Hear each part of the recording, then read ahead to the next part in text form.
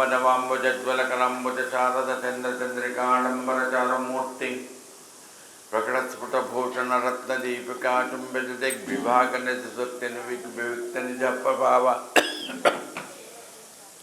భావాంబరవేది విష్ణుత విహారమంకపచూడు భారతి పరబ్రహ్మస్వరూపమైన సాయిబాబా భక్తులకందరికీ నమస్కారం. సచరిత్ర ఎన్నిసార్లు విన్నా కొత్త కొత్త ఆలోచనలు మన మనసులో కలుగజేస్తాయి. కొంతమందికి ఇప్పటికీ కూడా చాలామంది చెప్తూనే ఉన్నాను, కానీ అదొక అలవాటుగా చాలామంది చెప్తారు. బాబాకు చాలా ఇష్టమండి అని చెప్తుంటారు.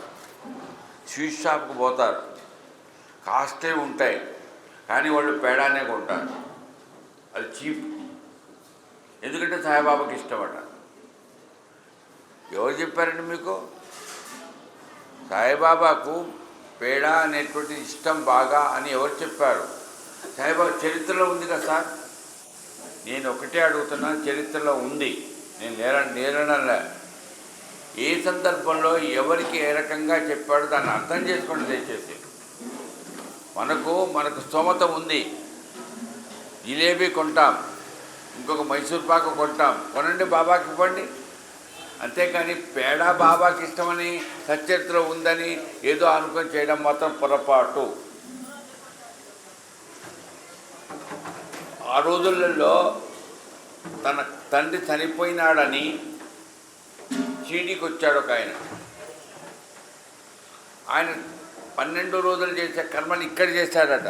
చూడండి, ఆ రోజుల్లో జరిగినదంతా హేమాధిపంత రాశాడు సచరిత్రలో. అయితే వస్తూ ఉంటే ఆత్మారాం భార్య ఏం చేసింది, ఆయనకు ఏదైనా బాబాకి ఇద్దాం, దేనికి తినడానికి అని చాలా వెతికిందటండి. ఒకసారి నివేదన చేయబడినటువంటి పేడ, ఇప్పుడు నేను చెప్పే కదా పేడ బాబాకి ఇష్టమా అని, అది ఇచ్చింది. ఎవరికి? ఆయనకి. ఆయన వచ్చాడు, మంకడ ఆయన పేరు, వచ్చాడు షిరిడీకి. షిరిడీకి వచ్చిన తర్వాత బాబా అడిగాడు. ఈయన మర్చిపోయాడండి, ఈయన కర్మలు వాళ్ళ తండ్రి కర్మలు చేయడం వ్యవహారాలలో ఏదో ఒకసారి మర్చిపోయాడు. బాబా అడిగాడట, బాంబే నుంచి నువ్వు వస్తున్నప్పుడు నాకేమైనా ఎవరైనా స్వీట్ ఇచ్చారా? 3 రోజుల తర్వాత, చూడండి జాగ్రత్తగా, 3 రోజుల తర్వాత బాబా అడిగితే బాబా ఇచ్చారు బాబా. అప్పుడు పోయి రూమ్లోకి పోయి ఆ బ్యాగులో ఉండేటువంటి పేడ తీసుకొని వచ్చి బాబాకి ఇచ్చాడు. బాబా నోట్లో వేసుకున్నాడు, మింగాడు, అయిపోయింది. ఏందండి ఈ కథకు బాబాకు పేడ ఇష్టమని అనడానికి సంబంధం ఏందండి? ఆత్మారాం భార్య అక్కడ అనుకున్నది, నేను ఇచ్చినటువంటిది అసలు ఆ పేడ ఇచ్చాడో లేదో, ఆయన ఎందుకు ఇచ్చి ఉండడు, తండ్రి చనిపోయినాడనే బాధలో ఉన్నాడు కదా, ఇచ్చాడో లేదో, ఎక్కడైనా పడేశాడో ఏమో అని అనుకుంటున్నది ఆమె. ఎవరు? బాంబేలో ఉండే ఆత్మారాం భార్య. షిరిడీలో ఉండే సాయిబాబా అడిగాడు. ఎప్పుడో 1 రోజు కాదు, 2 రోజులు కాదు, 3 రోజుల తర్వాత అడిగాడు. అది బ్యాగులో నుంచి వచ్చి ఈయనకు ఇచ్చాడు, ఈయన తిన్నాడు. 3 రోజుల తర్వాత మనం కూడా ఇద్దామా బాబాకు? అమ్మ దయచేసి గుర్తుపెట్టుకోండి, మనసులో ఉండేటువంటి భావనను వ్యక్తం చేయడానికి బాబా చూపినటువంటి ఒక చమత్కారం ఇది. ఆత్మారాం భార్య మనసులో ఏదుందో అది తెలియజేయడానికి చెప్పాడు. ఈయన కార్యాన్ని ఈయన చేస్తున్నాడు. కాబట్టి ఇక్కడ మనం తెలుసుకోవాల్సింది, పేడా బాబాకి ఇష్టమని కాదు, బాబా మన మనస్ఫూర్తిగా ఏది సమర్పించినా దాన్ని స్వీకరిస్తాడు.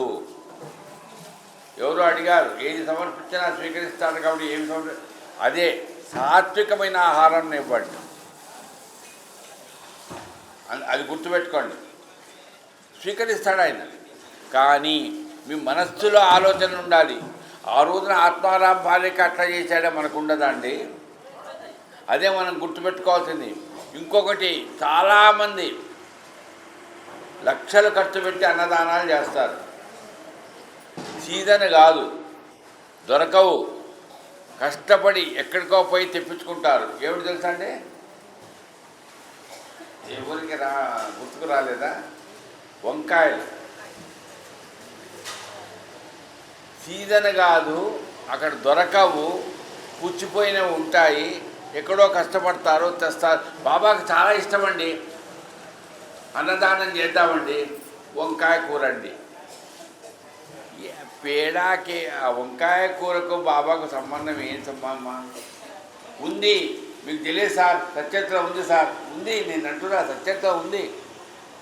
వంకాయలు 2 పంపించింది ఆత్మారాం భార్య. ఇది కథ మీకు అందరికీ తెలుసు. ఆయన భార్య ఇద్దరు వచ్చారు, ఎవరు? బాబా భక్తులు. బాంబే నుంచి ఆమె పంపించింది 2 వంకాయలే. అప్పుడే వచ్చినాయట, సీజన్ అది వచ్చింది. 2 వంకాయలే పంపించింది. బాబాకి ఏదైనా చేసి పెట్టండి, ఏదైనా చేసి పెట్టండి అని చెప్పలే. ఒకటేమో పెరుగు పచ్చడి, 2 వేపుడు కూర. ఆమె చెప్పింది, మెనూ చెప్పింది ఆమె. ఎవరు? ఆత్మారాం భార్య. 2 వంకాయ పెరుగు పచ్చడి చేసి పెట్టమని చెప్పలేదు ఆమె.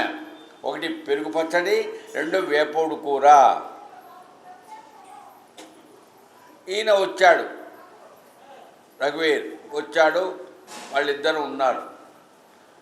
సరే, భార్య ఏం చేసింది? వంకాయ వేపుడు కూర పెరుగు పచ్చడి చేసి పెట్టింది ఒకరోజు. 2వ రోజు ఏమైందంటే, ఆ 2వ రోజు చేసి పెడతాములే అనుకొని ఈ వంకాయను పక్క పెట్టింది.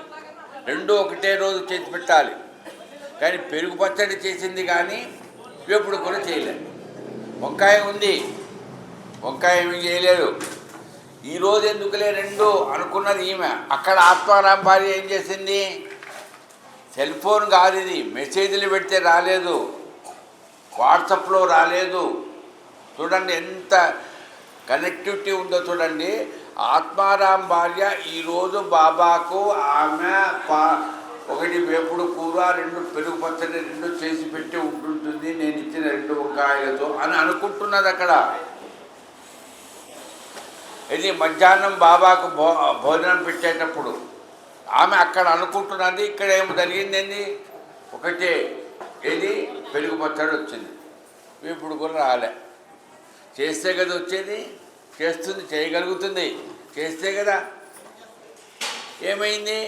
అందరికీ అన్నీ వడ్డించారు, బాబా కూడా తింటున్నాడు. తినబోయే ముందు అడిగాట, వంకాయ వేపుడు కూర ఇంకా రాలేదే. అందరూ అనుకుంటున్నారట ఇది సచ్చరిత్రమ్మా. ఎక్కడ బాంబే, ఎక్కడ షిరిడి, ఎక్కడ ఆత్మారాం భార్య, ఎక్కడ సాయిబాబా, ఎక్కడ అది. ఎప్పుడు కూడా ఇంకా రాలేదంటే ఎవరికైతే ఇచ్చారో ఆమె చేయడం మర్చిపోయింది. కానీ ఆమెను అడగకుండా డైరెక్ట్గా ఎవరిని అడిగి ఆ ఆడుదల్లో ఏదైనా కావాలంటే అడిగేవాళ్ళు ఎవరిని? రాధాకృష్ణమాయిని. ఈరోజు నేను గుర్తుపెడుతున్నానమ్మా, అందరికీ గుర్తు చేస్తున్నాను, నేను గుర్తు చేసుకుంటున్నాను. రాధాకృష్ణమాయి పేరు తలుచుకోకపోతే షిరిడి సంస్థానం లేదు అసలు. షిరిడి సంస్థానం అనేది ఏదైతే ఉందో దానికి కారకురాలు, నిర్మాణకర్త ఆమె. ఎందుకంటే ఆమె చదువుకున్న ఆమె, ఒక జడ్జి గారి మనమరాలు, చందోర్కర్ గారి బంధువు. ఎవరు? రాధాకృష్ణమాయి. ఇక్కడికి వచ్చింది, కొన్ని సంవత్సరాలు ఇక్కడే ఉంది. ఏదో దురదృష్టవశాత్తు భర్త చనిపోయాడు. ఎంత వాళ్ళ ఇంట్లోనట బాబా దగ్గరికి ఎవరైనా బయట నుంచి వస్తే అక్కడే వాళ్ళ ఇంట్లోనే భోజనాలు. చిన్న రూమ్ అండి. ఈ రోజులాగా వసతులు లేవుగా, అయినా ఆమె వండి పెట్టేదట. అంతేకాదు, బాబాకి ఏదన్నా కావాలంటే, బాబా కాదు, ఆయన ఉన్న ఆ స్థలాన్ని, ఆ మసీదును ఊడ్చేదటండి. బ్రాహ్మణామె ఆమె.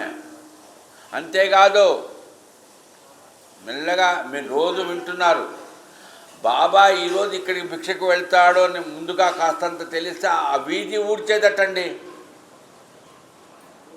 రాధాకృష్ణమాయి. ఇంత సుందరీబాయి క్షీరసాగర్ ఆమె పేరు, పూర్తి పేరు. ఆమె ఆ రకంగా ఉంటే బాబాకి ఏదైనా ఎవరైనా వస్తువు ఇస్తే అక్కడ ఈ రోజుల్లాగా లెక్క కట్టి పెట్టి మ్యూజియం లాగా ఏదో పెట్టేది లేదు. అందుకని ఆమె ఏం చేసింది, ఎవరే వస్తువు ఇచ్చినా పలకి ఇవ్వనండి, రథం ఇవ్వనివ్వండి, డబ్బులు ఇవ్వనివ్వండి, ఏదైనా ఆయన పట్టించుకోడండి. ఆయనకు మహాశివుడు. ఆయన ఈశ్వరుడు. ఎవరు? సాయిబాబా. ఆయన బట్టి తెచ్చారా అని పడి ఏమీ లేదు. ఏ వస్తువులైనా, అది బంగారం కానీ వెండి కానీ ఏదైనా కానీ, అది ఎంత విలువైందైనా కానీ ఇస్తారు, ఇట్లా పెడతాడు, అక్కడ పట్టేస్తాడు, అంతే, తాకుతాడు అంతే. అరే సరిగ్గా జాగ్రత్త పెట్టండి అని కూడా చెప్పడటండి. ఇది గమనించింది ఆమె రాధాకృష్ణమాయి. ఆయన ఈశ్వరుడు, ఆయన మహానుభావుడు, ఆయనకి ఏం సంబంధం లేదు. మనము దాన్ని జాగ్రత్త పడతాలి. ఈరోజు మనం మ్యూజియంలో చూస్తున్న చాలా వస్తువులు జాగ్రత్తగా ఉన్నాయంటే కారణం రాధాకృష్ణమాయి. సంస్థానం అని ఏర్పాటు చేసింది. కాకాసాహెబ్ దీక్షిత్, కాకా మహాజన్ వీళ్ళందరితో మాట్లాడి ఒక సంస్థానం ఏర్పాటుకుందాం. ఎవరి సంస్థానం అది? సాయిబాబా సంస్థానం. ఆయనకేం సంబంధం లేదు. కానీ మనం చేద్దాం. సాయిబాబా సంస్థానానికి చైర్మన్ ఎవరండి? సాయిబాబా. కానీ ఆయనకేం సంబంధం లేదు. అని ఏమి పట్టించుకునేవాడు కాదటండి. అందుకనే మన హేమాది పంత్ గారు రాయలేదు, కానీ ఎక్కిసారి భరదార్ మాస్టర్ గారు రాశారు సాయి లీలామృతంలో. పల్లెకి తీసుకొచ్చి పెట్టారట. మీరు నిన్న ఎవరో కొంతమంది చూసిపోయి ఉంటారు. ఎక్కడికి? చావడికి వెళ్ళి ఉంటారు. పల్లెకి చాలా వైభవంగా జరుగుతుంది. ఆ పల్లెకి పెట్టారట. పల్లెకి దగ్గర ఎవరు వెండి ఇవి పెట్టారట, మన ధ్వజాలలాగా ఎవరో పెట్టారు. బాబాకు తాకాడో చూచాడంతే. మొన్నాడు ఏమైపోయినాడో అవి విని మహానుభావులు ఉంటారు కదా కొంతమంది, ఎవరో వచ్చి బాబాకు చెప్పారట, అయ్యా బాబా అవి పోయినాయి, ఎక్కడ పోయినాయి? నాకెందుకు వచ్చిందిరా, నాకెందుకు ఆ వెండి, అది వెండి కానీ మట్టి కానీ నాకెందుకు అది అంట. ఇంకా లాభం లేదు, ఇది ఏం పట్టించుకోడు అని రాధాకృష్ణమాయి ఆ రకంగా సంస్థానాన్ని ఏర్పాటు గుర్తుపెట్టుకోండి. సంస్థానాన్ని నేను పెట్టాను కదా, నేను ఇంత చేస్తున్నాను కదా, మరి నేనెందుకు ఊడ్చాలండి ఈ ఇల్లు? అదేనండి నేను చెప్తున్న సేవ అంటే మనం నేర్చుకోవాల్సింది రాధాకృష్ణమాయి ద్వారానే. అంటే ఆడవాళ్ళ కానీ కాదు, మగవాడైనా ఎవడైనా, నేనండి చైర్మన్ అండి, నేనండి ప్రెసిడెంట్ అండి కావచ్చు. ఈ రోజుల్లో ఈ దేవస్థానాలకు, ఈ ప్రత్యేకించి సాయిబాబా సంస్థానాన్ని దేవస్థానంలో వాళ్ళు ప్రెసిడెంట్ ఆఫ్ ఇండియా లాగా అనుకుంటున్నారు.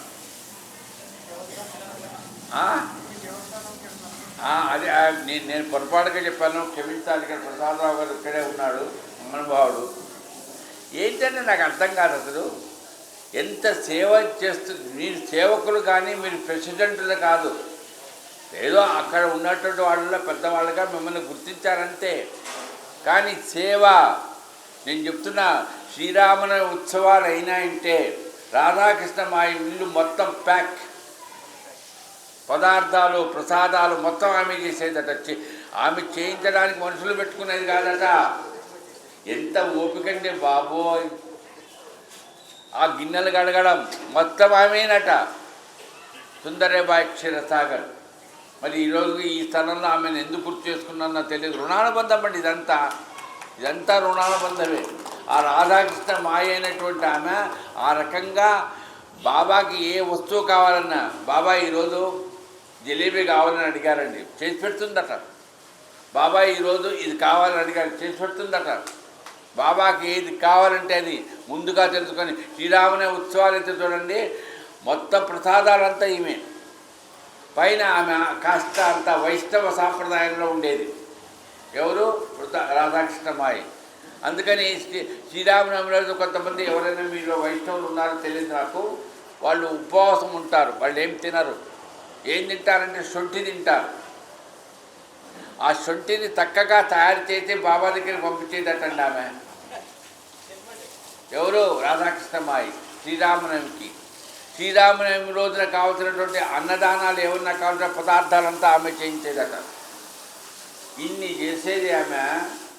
మరి ఏది కావాలన్నా ఆమె చేస్తున్నది కదా. ఇప్పుడు నేను చెప్తున్నా కదా, ఆత్మారాం భార్య వంకాయ వేపుడు కూర, వంకాయ పెరుగు పచ్చడి చేయమని చెప్తే, వంకాయ పెరుగు పచ్చడి చేసి వంకాయ వేపుడు కూర చేయకపోతే బాబా అడిగారు కదా ఏమని, వంకాయ వేపుడు కూర ఇంకా రాలేదా? వెంటనే ఎవరిని అడిగారండి? రాధాకృష్ణమాయని అడగండి. ఏదన్నా ఉంటే ఇప్పుడు శ్రీనివాస్ గారిని అడుగుతారు కదా, మేనేజర్ ఆయన. లేకపోతే ఇంక ఎంత తప్పదిక, ఏం ఎక్కడుంది సార్ అది అంటారు. అట్లాగే రాధాకృష్ణ ఆయన అడగండి, రాధాకృష్ణ ఆయన నాకేం తెలుసు అసలు, వంకాయలే లేవు, అసలు సీజన్ కాదు ఇది, నేను ఎక్కడి నుంచి తెప్పించలేదు, బాబా ముందుగా చెప్తే చేసేవాళ్ళమేమో, నాకు తెలియదన్నదట. అప్పుడు ఆ వ్యక్తులు, బాబా భక్తులు ఎవరైతే షిరిడీకి వచ్చారో వాళ్ళు, ఆమె అన్నదట, బాబా నిజంగా ఎంత సర్వజ్ఞుడు, నేను వంకాయ పెరుగు పచ్చడి, వంకాయ వేపుడు కూడా ఒకేసారి చేసి పెట్టమని ఆమె చెప్తే, ఆత్మారాం భార్య చెప్తే, నేనేం చేశాను నా సొంత పెత్తనంతో, ఏదో ఆ పర్వాలేదు రెండో ఒకే రోజు ఎందుకని రేపు చేద్దాం అనుకుంటే, బాబా ఈరోజు అడిగాడేంటి, ఎందుకు అడిగాడు? ఆమె మనస్సులో ఉంది ఆలోచన.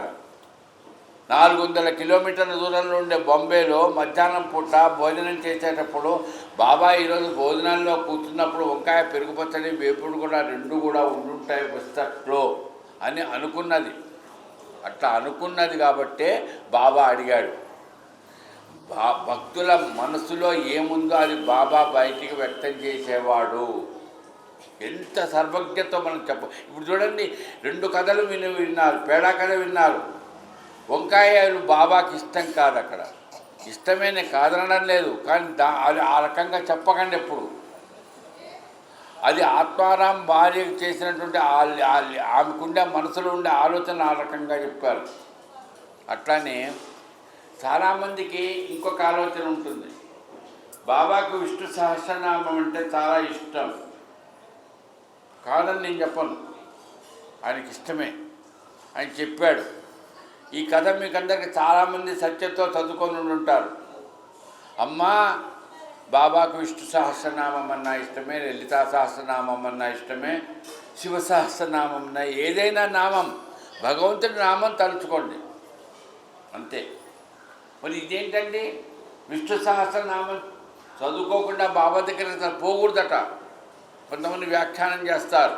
ఆయనకు చాలా ఇష్టమండి. అయ్యా నేను ఒకటే చెప్తున్నాను, ఎప్పుడు ఎక్కడ ఉందా కదా, ఒకటే చోట ఉందా కదా. రామదాసు అనేటువంటి వాడి దగ్గర నుంచి విష్ణు సహస్రనామం పుస్తకం తీసుకొని వచ్చి శ్యామకు బాబా ఇచ్చాడు. శ్యామకు చెప్పాడు, ఇది నువ్వు చదువుకో, చాలా మంచిది, చాలా మంచి గొప్పది అని. విష్ణు సహస్రనామం గురించి బాబా చాలా గొప్పదని చెప్పినంత మాత్రాన విష్ణు సహస్రనామానికి విలువ పెరిగి ఉండొచ్చు, కానీ విష్ణు సహస్రనామానికి కోట్ల సంవత్సరాల క్రితం నుంచి కూడా దానికి విలువ ఉంది. దాన్ని బాబా చెప్పాడు.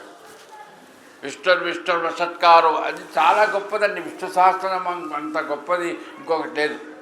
మరి అది బాబా చెప్పండి, కాదన్నలే, కానీ అక్కడ మనం గమనించాల్సింది, మనం గుర్తుపెట్టుకోవాల్సింది, విష్ణు సహస్రనామం గొప్పతనం బాబా చెప్పాడు కాబట్టి ఇక మనం అన్నీ మానుకొని విష్ణు సహస్రనామం ఏమి చెప్పాలని కాదు.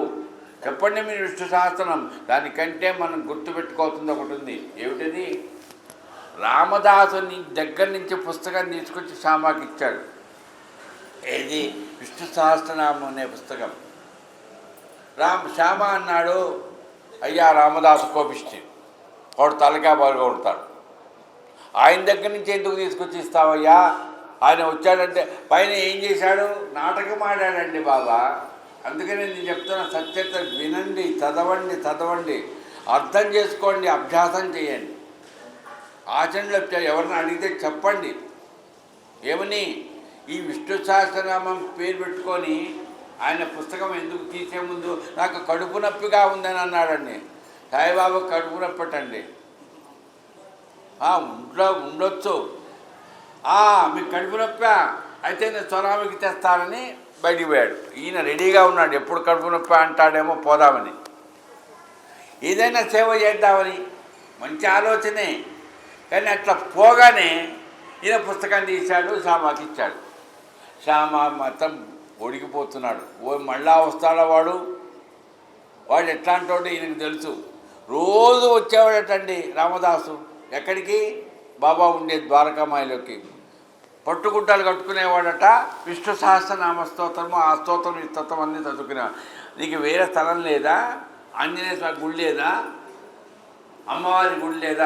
లక్ష్మీమ్మవారి అక్కడికి పోవచ్చుగా, మరి బాబా దగ్గర ఎందుకు వచ్చావు? చూడండి, అక్కడికి వచ్చి కూర్చుంటాడు, సంధ్యావందనాలు, విష్ణు సహస్రనామం అన్నీ నియమంగా ఏదైతే చేయాలో 2 గంటల్లో అట్లా కూర్చొని చేస్తాడు. రోజు చేస్తాడు ఆ పని. శ్యామ చూస్తున్నాడు. కానీ ఆయన మనస్తత్వం ఎట్లాంటిదో శ్యామకు తెలుసు, బాబా కూడా తెలుసు. విష్ణు సహస్రనామం అనే పుస్తకం తీశాడు, అది శ్యామకి ఇచ్చాడు. నాకు రాదు బాబా, సంస్కృతం నాకు రాదు బాబా, నాకు మామూలుగా మరాఠే సరిగ్గా రాదు, సంస్కృతం ఎట్లా వస్తుందో బాబా, ఎవరినన్నా అడిగి నేర్చుకో అని చెప్పాడు. ఇది మీరందరికీ తెలుసు. వచ్చాడు ఎవరు? రామదాస్. ఇక్కడ గుర్తుపెట్టుకోండి, రామదాసు రాగానే పక్కన ఒక ఆయన ఉన్నాడు, ఒక సేట్. నారదుడిలాగా ఏం చేశాడు? సించనీకర్ ఏం చేశాడు? శ్యామకు బాబా విష్ణు సహస్రనామం ఇచ్చాడని ఈయనకి చెప్పాడు. ఇంకా అయిపోయింది. నేను ఎందుకంటే అర్థమయ్యేటట్టు చెప్తాను. ఇప్పుడు ఆ ప్రభాకర్ గారు పక్కన ఉండే సుబ్బయ్య గారు ఏమో, ఆయన పేరు నాకు తెలియదు, ఆయనకు ఒక పుస్తకం ఇచ్చాడు. ఈయన సంగతి నాకు తెలుసు, ఆయనకి ఇచ్చాడు అని నేను చెప్పాను. అరే మనవాడే కదా ఇచ్చాడు కదా అని అనుకోవచ్చు కదా ఎవరు? ఈ సుబ్బయ్య గారు. అంతే కదండి, నేను చెప్తున్నా మూడో వ్యక్తిని. అక్కడ ఏమైంది? విష్ణు సహస్రనామం అనే పుస్తకం తీసి సాయిబాబా అదిగో ఆ శ్యామకి ఇచ్చాడనేటికి వీళ్ళు లేచాడు. ఎవరో? రామదాసు. ఇక్కడే గుర్తుపెట్టుకోండి, నువ్వు కావాలని బాబాకు చెప్పి నా దగ్గర పుస్తకాన్ని తీసుకున్నావు. ఎవరైనా నీ తలకాయ పగల కొడతాను అనాలి కదా, నిన్ను ఏదో చేస్తాను. వాడు ఏం చేసి చెప్పాడు తెలుసా? మూలములో ఉంది, నా తలకాయ పగల కొట్టుకుంటా. ఇది ఎక్కడరా నాయన? కొంతమంది అంతే, నేను చచ్చిపోతా ఇక్కడ, నా తలకాయ పగల కొట్టుకుంటా అని ఆ రామదాసు అన్నాడట. బాబా చూస్తున్నాడు చూస్తున్నాడు చూస్తున్నాడు, తిడుతున్నాడటండి శ్యామాను, ఇట్లా చేసావా అని. అదే చించినేకర్ మాత్రం పక్కన కూర్చున్నాడు, పుల్ల పెట్టాడు, అయిపోయింది. రామదాసు ఇక అప్పుడు మెల్లగా చూసి చూసి చూసి చూడండి అంతా నిన్నటి మొన్న విన్నాం కదా, ఇది గోధుమల విసరణ కదా, 4 భాగాలు చేసుకునే దాకా ఊరుకున్నాడు. అట్లాగే ఇక్కడ తిట్టు నీ నోట్లో. అందుకనే బాబా సత్యత్తులో ఇంకోటి కూడా ఉంది, మధ్యలో గుర్తు చేస్తున్నాను. ఒక భక్తుడు ఇంకో భక్తుడిని తిట్టడం ఎట్లా ఉంటుందంటే తెలుసు కదా మీకు. వాడు అదే పనిగా ఏం సార్ ఆయన ఏ పని చేయడు సార్, ఏదో విమర్శిస్తూ ఉంటాడు. బాబా చూచాడట, ఇవి ఎంత పని చేస్తుంది, మంచి పని చేస్తున్నావయ్యా అన్నాడట. ఎవరితో? ఆ విమర్శిస్తున్న వాడితో. ఒక భక్తుడు ఇంకో భక్తుడిని విమర్శిస్తున్నాడు. ఇద్దరు భక్తులే, ఇద్దరు భగవంతుని భక్తులే. ఈయన అనుకున్నాడు నన్ను గొప్పగా మెచ్చుకుంటున్నాడేమో, నేను ఆయన తిడుతుంటే అని అనుకున్నాడు. పందిని చూపించాడు. ఏం చేస్తున్నావు తెలుసుగా నీకు, నువ్వు అదే పని చేస్తున్నావు. ఎందుకురా షిరిడీకి వచ్చి ఏం ప్రయోజనంరా? అందుకని గుర్తుపెట్టుకోండి అమ్మా, నీ తోటి భక్తుడిని ఎప్పుడు కూడా విమర్శించకండి, నీ బంధువుని కూడా విమర్శించకండి. ఎందుకంటే మనము వాళ్లకు సహాయం చేసినట్టట బాబా చెప్తున్నాడు. ఎవరికి? వాళ్లకు ఉండేటువంటి ఆ మలినం ఉందే, అది మనం నాకుతున్నాం. పంది చేసిన పని అదే కదా చేసేది. అది ఎందుకంత హేమాది పంత్ గారు మూలంలో రాశారు, ఎంతో పుణ్యము ఎంతో చేస్తే కానీ మానవ జన్మ రాదే, అందులో కూడా షిరిడీ అనే ప్రదేశంలో కాలు పెట్టలేమే, మరి ఇక్కడికి వచ్చినా కూడా నీకు బుద్ధి రాకపోతే ఇంకా ప్రయోజనం ఏంటి? అందుకని ఇన్ని ఏళ్ళ నుంచి ఉన్నా సార్ నేను కాశీలో, కానీ ఏం తిడతాడండి బాబోయ్, నువ్వు తిట్టే ఏం ప్రయోజనం అండి? కాశీలో ఉండి ఎంత వినయం రావాలండి. కొంతమంది కాశీలో మేము ఉన్నామండి, మాకు ఇంత పాండిత్యం వచ్చిందండి, మేము ఇంత బాగా తెలుసుకున్నామండి, అవి ఇవి కొన్ని చూపిస్తారు. అది తప్పే. ఏదో ఉమామేశ్వరరావు గారి పుణ్యమాన్ని నేను కూడా కాశీలో 9 రోజులు ఉన్నాను, జ్ఞానయజ్ఞం కూడా జరిగింది. నేను అక్కడ ఏమిటంటే కాశీకి ఎవ్వరు వెళ్ళినా గుర్తుపెట్టుకోండి అమ్మా, అహంకారాన్ని విడిచిపెట్టాలి. ఎక్కడ, ఎందుకంటే పాండిత్యము తెలివితేటలు మొత్తం క్లియర్ కావాలి. ఏమీ నాకు తెలియదు, అయ్యా విశ్వనాథ నీవే నాకు ఆధారం అనే స్థితికి రావాలి. అట్లా లేకపోతే, ఎందుకంటే నేను ఒక్క ఉదాహరణ చెప్తాను. కాళిదాస్ ఎవరో తెలుసుగా మీకు? కాశీరాజు గారి అల్లుడండి. ఉన్నాడు ఆ కాశీలో? లేడే. అది మరి ఎవరున్నారు? తులసిదాస్ ఉన్నాడు, తెలుసు కదా. రామచరిత మానస్ కాశీలోనే రాశాడు. ఆయన పండితుడు అని చెప్పుకున్నాడా? కబీర్ దాస్ ఉన్నాడు కాశీలో, ఆయన ఏం పండితుడు అని చెప్పుకున్నాడా? ఎంత నిరాడంబరం అండి వీళ్ళందరూ. ఏమో అయింది, పోయింది, కరెంటు పోయింది. ఏం లేదండి, వినపడుతున్నది కదా. మరి ఈ రకంగా కాశీ అనే క్షేత్రం, అట్లాగే షిరిడి అనే క్షేత్రం, ఇక్కడ గురువు ఉన్నారు. ఆ గురువు మీద మనకు పూర్తిగా ఆలోచనలు ఉండాలి. ఎక్కడా కూడా ఏ రకమైనటువంటి ఆలోచనలు ఉన్నా కూడా మొట్టమొదట ఇక్కడ మనం కూర్చున్నాం కదండి, మనం ఒకళ్ళొకళ్ళు విమర్శించుకోవడానికి కోసం వచ్చామా? ఒకళ్ళ గురించి ఒకళ్ళు మాట్లాడుకోవడం కోసం వచ్చామా? కాదు. ఇక్కడికి వచ్చామంటే భగవత్ సంకీర్తన చేయాలి, భగవంతుడి గురించే గుర్తు చేసుకోవాలి. ఇది గుర్తుపెట్టుకోండి. అది చేయలేదు, ఆ పని అయింది.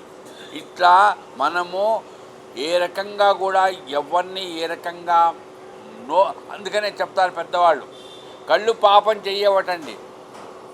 నేను ఆమెను చూపించాను, ఏదో అనుకున్నాను, అది డైరెక్ట్గా పాపం చేయదట. చెవులు చేయవట, ముక్కు చేయదట, నోరు మాత్రం చేస్తుందట. అది చూస్తూనే ఏదో అంటుంది, అయిపోయా. పైన మీరు ఒక రాయి తీసుకొని ఒక కట్టె తీసుకొని ఎవరన్నా కొడితే ఒక గంట తర్వాత ఏదో పూసుకుంటే ఆ నయం అవుతుంది. నోరుతో ఎవరినన్నా అన్నావో వాడు బతుకున్నంతకాలం కనిపిస్తే, అమ్మా నువ్వు అన్నావు కదా, అబ్బా నేను మర్చిపోనమ్మా, నా చచ్చినా కూడా నడిచిపోడట. ఇదేంటండి? అందుకని నోరు జాగ్రత్తగా ఉంచుకోవాలి కాదు, మనకు జాగ్రత్తగా ఉండదు. మరి ఏం చేయాలి సార్? అందుకనే ఇట్లాంటి సత్సంగం చేయాలి, ఇట్లాంటి వాళ్ళతో మనం కలిసి ఉండాలి, అలవాటు చేసుకోవాలమ్మా. నోరు మాత్రం తన పని తను చేస్తుంది, కానీ ఇట్లాంటి అమ్మో నేర్చుకున్నానమ్మా, ఒళ్ళు దగ్గర పెట్టుకుంటా కాదు, నోరు దగ్గర పెట్టుకుంటా. ఎవరితో ఎట్లా మాట్లాడాలి అది చాలా. కొంతమంది నేను చెప్తే కాస్త ఎవరికైనా ఏదైనా అశుభం జరిగిందనుకోండి, ఏం మాట్లాడాలో తెలియదు వాడికి, ఎట్లా మాట్లాడాలో తెలియదు వాడికి. అట్లాంటి వాడు అసలు అక్కడికి పోకుండా ఉండడం మంచిది, పోయినా కూడా పక్క కూర్చోవాలి. ఏం మాట్లాడతారండి అంటే నోటి ద్వారా చెప్పడం అనేది వ్యక్తపరుస్తుంటారు. అందుకని బాబా చరిత్ర వింటున్న మనం ఈ శరీరంలో కూర్చున్నామంటే మనము చాలా చాలా చాలా నేర్చుకోవాలి, అలవాట్లు మార్చుకోవాలి, మనస్సు మార్చుకోవాలి. ఈ రకంగా మనము బాబా చరిత్ర వింటుంటే ఎంత ఎంత సంస్కారవంతులుగా ఉండాలో అది తెలుసుకోవాలి. రామదాసు అనేటువంటి వాడు తిడుతున్నాడండి. ఎవరు? శ్యామా రామదాసు అందరూ మామూలే. అక్కడ సాయిబాబా చూస్తున్నాడు. చూస్తున్నవాడు చూచాడు. రామదాసు దగ్గరికి వచ్చాడు. శ్యామానేమనిలే, నువ్వు పక్కకు కూర్చోనిలే, నేను చూసుకుంటాలే అనలే, ఏమనిలే. రామదాసు దగ్గరికి వచ్చాడు. ఏమి రామదాసు, ఏం చేస్తున్నావయ్యా? ఎవరయ్యా శ్యామ? మనవాడే కదా, మన స్నేహితుడే కదా, ఆయన పట్టుకొని ఆ మాటలు అంటావా అని చెప్పి, ఏమి నీవు విష్ణు సహస్రనామం రోజు కంఠస్థం కదా, నీకు నోటుకొచ్చు కదా, ఏం ప్రయోజనం? అదే నేను చెప్పేది. విష్ణు సహస్రనామాన్ని నోటికొచ్చిన తర్వాత, నాకు నోటికొచ్చు, మీరు నాకు పక్కన కూర్చోబెట్టండి, నాకు మైక్ ఇవ్వండి, ఇవ్వకపోయినా పర్వాలేదు, నేను చెప్పినంత బాగా విష్ణు సహస్రనామం ఎవరికి కావాలండి? ఎవడి ప్రదర్శన? విష్ణు సహస్రనామం చెప్తే గుర్తుపెట్టుకోవాలి ఏంటి? నా క్రోధో నా తమాశ్చర్యం నా లోభో నా శ్రుతామతి. క్రోధం ఉండకూడదు, కోపం ఉండకూడదు, మత్సరం ఉండకూడదు, అసూయ ఉండకూడదు. ఎప్పుడూ విష్ణు సహస్రనామం కంఠస్థం వస్తే రామదాసు ఏమొచ్చింది నీకు? మమత వచ్చింది. మమత ఉంది నీకు. ఏ మమత? అది పుస్తకం పోయిందే అని మమత, పుస్తకం మీద మమత. కానీ ఉండాల్సిందే సమత. సమత అంటే ఆ విష్ణు సహస్రనామం ఆ వ్యక్తికి పోయింది, ఇచ్చాడు ఆ పుస్తకం. అబ్బా ఎంత అదృష్టవంతుడవయ్యా శ్యామా, నీకు బాబా ఇచ్చాడా? నేనే ఇవ్వాలనుకున్నాను, బాబా ఇచ్చాడా? ఇంకా ఎంత అదృష్టవంతుడు అయ్యా, చాలా బాగా చక్కగా చదువుకో అని చెప్పాల్సింది, పోయి తిడతావా? అందుకని నేను చెప్పినా ఈరోజు ప్రారంభంలో వంకాయ, పేడ, విష్ణు సహస్రనామం. విష్ణు సహస్రనామం చదవండి, కానీ మనసులో ఉండే ఆలోచనలు చాలా తప్పండి. నేను చాలామంది చూస్తుంటాను, అంటే విష్ణు సహస్రనామం సంగతి నాకు పెద్దగా తెలియదు, కానీ ఈ లలిత సహస్రనామము ఇవి చదువుకున్న వాళ్ళు కోపం తెచ్చుకోకండి అమ్మ. ఆడవాళ్ళు నేను చూశాను, ప్రత్యక్షంగా చూశాను. నీకు రాదా విష్ణు సహస్రనామం? ఇక్కడ ఎందుకు కూర్చున్నావు? అడవై కూర్చుబా. తోటి ఆడవాళ్ళనమ్మా, ఏం నీ విష్ణు సహస్రనామం లేదు, పక్క కూర్చోకూడదా? వినకూడదా? ఎందుకంత కోపం? ఇదేనమ్మా మనం నేర్చుకోవాల్సింది, ఇదే తెలుసుకోవాల్సింది, ఇవే అలవాట్లు పెంచుకోవాల్సింది, ఇవే. ఇవి రావమ్మా. ఎందుకంటే చిన్నతనంలో మనం నేర్చుకున్నామో లేదో తెలియదు, స్కూల్లో చెప్పరు, కాలేజీలో చెప్పరు. ఇట్లాంటి సత్సంగాలలో సచ్చరిత్ర ద్వారా ఇవి మనం నేర్చుకోవాలి. ఎంత రకమైనటువంటి విజ్ఞానం మన సంపద మన దగ్గర ఉన్నా, ఎన్ని పుస్తకాలు చదువుకున్నా, ఎంత మనకు బతుకు తెలిసినా, మనం ఎవరితోనైనా సమానత్వంగా ఉండాలి. అమ్మా కూర్చోమ్మా, పర్వాలేదు, నేను చెప్తుంటాను, మీరు వింటున్నాను, చాలా ఆనందం. అదన్నీ ఉండాలి. ఇది మనం తెలుసుకోవాల్సిన విష్ణు సహస్రనామ స్తోత్ర పుస్తకంలో. ఇక చివరిగా నేను చెప్తున్నాను, ఈ 623వ జ్ఞాన యజ్ఞంలో బాబా దేహం విడిచిపెట్టాడు. ఎప్పుడు? 1918 అక్టోబర్ 15వ తారీఖు మంగళవారం. ఆ రోజు విజయదశమి పండగ. కానీ ఆయన శరీరాన్ని విడిచిపెట్టింది ఏకాదశి తిథి. అందుకని ఆయనకి తిథి చేసేటప్పటికి ఏకాదశికే చేస్తారు, విజయదశమికి చేయరు. సరే, అవి మనకు తెలుసు, మూలంలో ఉంది. ఈ రకంగా మహాసమాధి చెందిన తర్వాత ఆయన, అంటే శరీరాన్ని విడిచిపెట్టిన తర్వాత మనమందరం ఈరోజు చాలా అనుభవిస్తున్నాం. ఆయన దేహాన్ని విడిచిపెట్టలేదు సార్. అతని దేహం అనేటువంటిది ఒక ఆధారం. ఆయనకు వేషం వేసుకున్నాడు అంతే, రూపం ధరించాడు, వేషం వేసుకున్నాడు అంతే. యథార్థానికి ఆయనకి వేషము రూపం అవసరం లేదు. ఆయన పరమాత్మ. ఆయన అక్కడ రూపం ధరించాడో, రూపం విడిచిపెట్టాడు, చొక్కా వేసుకున్నాడో, చొక్కా తీసేశాడు అంతే. మార్పేం లేదు. మనం భగవద్గీతలో శ్లోకాలు చెప్తాం, కానీ ఎక్కడా కూడా ఏ రకంగా కూడా దాన్ని అభ్యాసం చేయడంలో ఇబ్బంది పడతాం. ఆయన ఏం లేదు, నాకు రూపం ధరించి అందుకని చెప్పాడు. ఎక్కడా చూడండి, చెప్తారు పెద్దవాళ్ళు, శరీరాన్ని విడిచిపెట్టాడు కానీ జ్ఞానం మీద పడలేదు శరీరం. సత్యత్తులో చదవండి మీరు. పాగోజి అనేటువంటి ఆయన ఒళ్ళో పడిపోయాడు, దేహం అయిపోయింది. చివరికి నిమోన్కర్ అనేవాడు నీళ్లు తల్లితే నోట్లో పడితే అది కాస్త బయటకు వచ్చాయి. ఆ బయటకు వచ్చిన నీళ్లను చూచాడు ఎవరు? భయ్యాజీ. కుష్ఠవ్యాధితో ఉండేవాడు, బాగుపడ్డాడు. బాబా అని పెద్దగా అరిచాడట. అంటే నీటిలో బయటకు వచ్చాయంటే ఇక ప్రాణం పోయింది, బాబా లేడు, బాబా లేడు అని పెద్దగా అరిచాడట. పెద్దగా అరిస్తే, ఇది సబ్జెక్ట్లో ఉంది, పెద్దగా అరిస్తే ఎవరన్నా ప్రాణం పోయిన వాడు కళ్ళు తెరుస్తారా సార్? నేను చూడలేదు, మరి నాకు తెలియదు. నువ్వు ఇంత పెద్దగా అరిచినా, ఎంత పెద్దగా ఒక కొంతమంది కూర్చోబెట్టుకుని ఏడుస్తూ కూర్చోబెట్టిన ఎవడు లేవడు. చచ్చిపోయిన శవం చచ్చిపోయిందంతే. కానీ బాబా కళ్ళు తెరిచాడు. ఆయన దేహం ఎలాంటిదో గుర్తుపెట్టుకోండి. కళ్ళు తెరిచాడు. కళ్ళు తెరిచి భాగవతం చూచాడట. ఓ, ఎందుకు అట్లా అరుస్తావు? ఎందుకు అరుస్తావు? అందుకనే భగవద్గీత కానీ మన వేదాలు కానీ మన ఉపనిషత్తులు కానీ అన్నీ చెప్తున్నాయి, దేహము విడిచిపెట్టిన తర్వాత దయచేసి సాత్వికంగా ఉండండి, మీ ఉద్రేకాలు పెంచుకోకండి. నాకు సరిగ్గా ఆస్తిపాస్తులు ఇవ్వలేదని తిట్టుకుంటే తిట్టుకోండి, కానీ ఎందుకు ఏడుస్తారు, ఏడిస్తే వస్తాడు వాడు. అందుకని పుట్టడం మనకు తెలియదు, అది ఆనందపడతాం, కానీ పోయేటప్పుడు మాత్రం పోయిన తర్వాత చాలా మన మనసు జాగ్రత్తగా ఉంచుకోవాలి. అది భాగవతుడికి చెప్తున్నాడు, నేను వెళ్ళిపోతున్నానంటే శరీరాన్ని విడిచిపెట్టానంతే. ఇట్లాంటి ఈ రకంగా దేహాంతర స్థితి అంటారు. ఎవరో చెప్పారు, ఇప్పుడు శ్రీనివాస ఏదో పుస్తకం రాశారండి, చాలామంది రాశారు. దేహాంతర స్థితి అంటే ఆయన దేహం విడిచిపెట్టిన తర్వాత అన్ని రకాలైనటువంటి లీలలు చూపించాడు.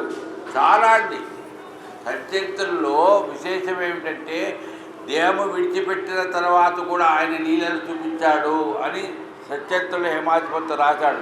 ఎందుకు చూపించాడు అంటే హేమాధిపంత్ అనేవాడు బాబా సమాధి చెందిన తర్వాత కూడా ఉన్నాడు కదా, అందుకోసం ఆయన తెలుసు అని రాశాడు. దాంట్లో ఒక కథ నేను గుర్తు చేస్తాను. అంటే ఎవరి కోసం ఆయన ఆ రకంగా లీల చూపించాడు.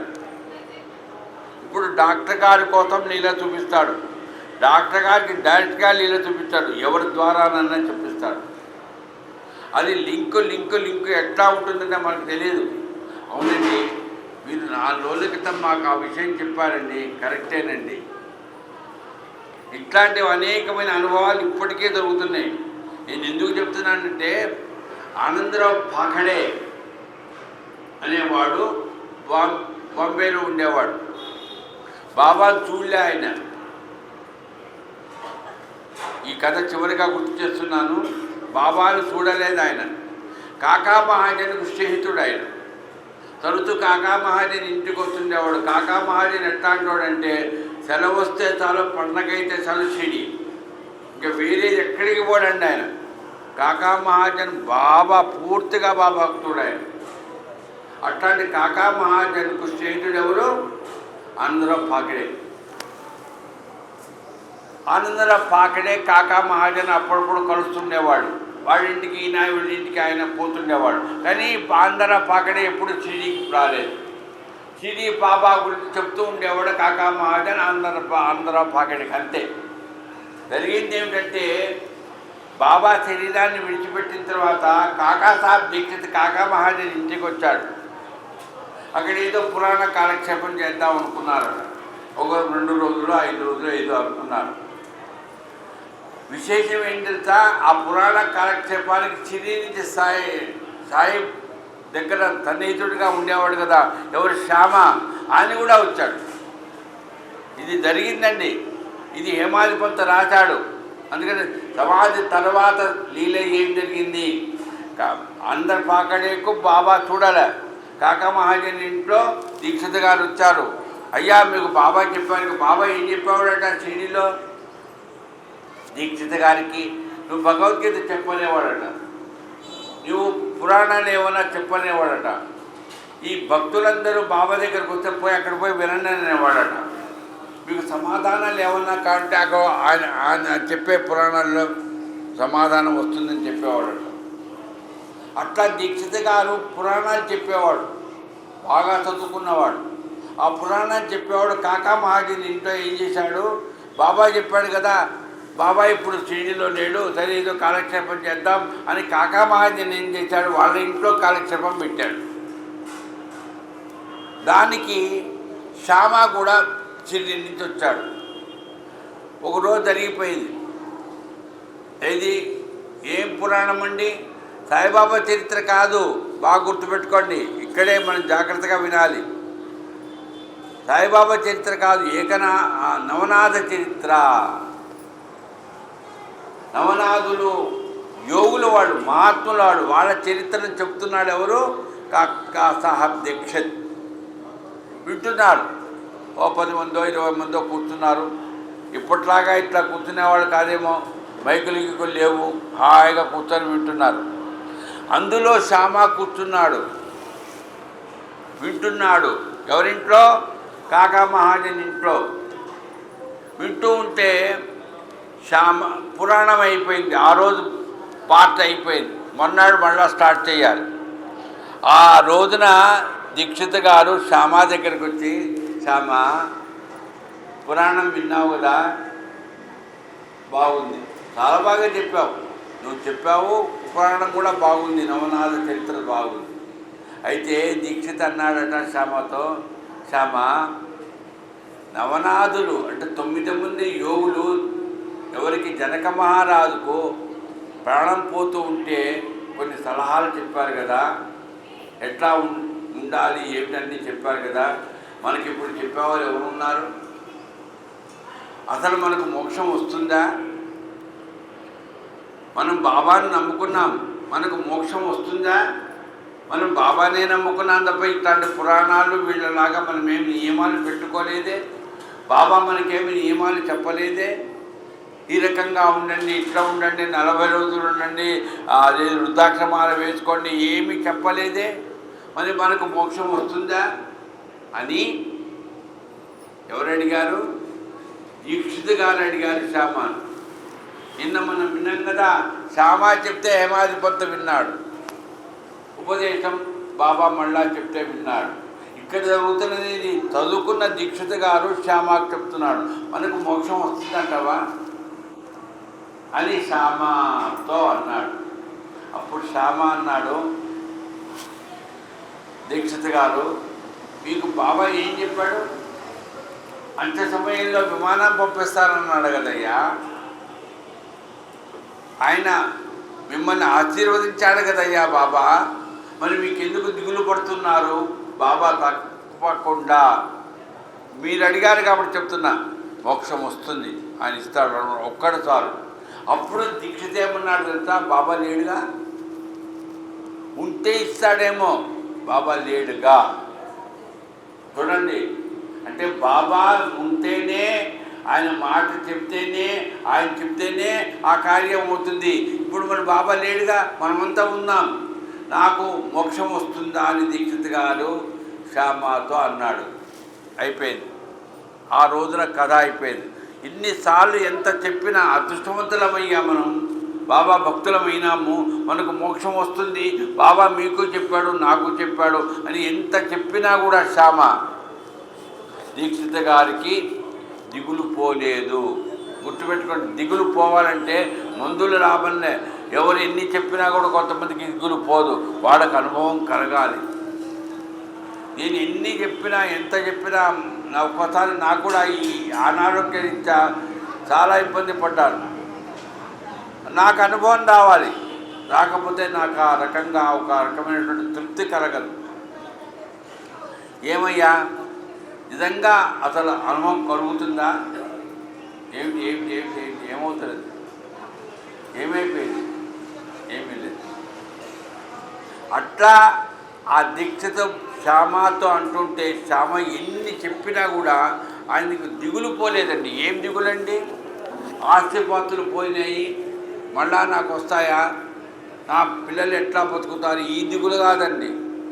ఆత్మసాక్షాత్కారం కలుగుతుందా, మోక్షం కలుగుతుందా, ముక్తి కలుగుతుందా, మళ్ళా జన్మరాహిత్యం కలుగుతుందా లేదా, ఇది దిగులు.